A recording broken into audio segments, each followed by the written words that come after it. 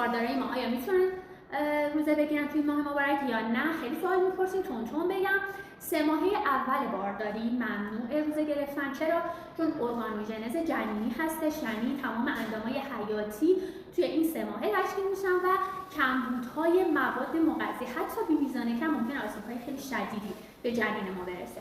3 ماهه سوم بارداری باز هم روزه گرفتن ممنوع. چرا؟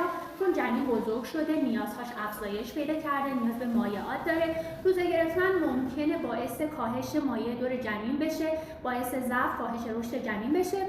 پس 3 ماهه سوم هم ممنوع. اما 3 ماهه دوم اگر فشار خون نداریم، اگر دیابت نداریم، اگر آب دور جنینمون کم نیست، محدودیت رشد جنینی نداریم، میتونیم روزه بگیریم به شرطی که چی؟ کتون ادرار رو بین ساعت 12 تا 4 بعد از ظهر هر یک ساعت چک کنید. اگر اغلب منفی بود میتونیم روزه بگیریم، اما اگر کتون ادرار مثبت بود چون به مغز جنین آسیب میرسه بازم روزه گرفتن ممنوع.